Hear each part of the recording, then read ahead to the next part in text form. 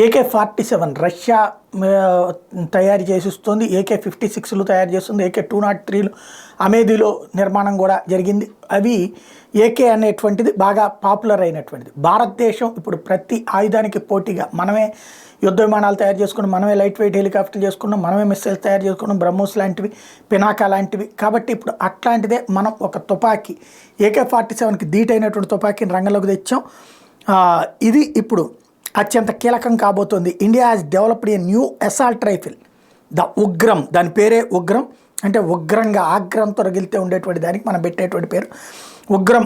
It was developed in less than 100 days by the armament research and development establishment ARDE, a unit of DRDO, and Hyderabad based private firm Dvipa Armor India Private Limited. The rifle was deploy rounds of 7.62 mm caliber and can hunt down enemies 500 meters away.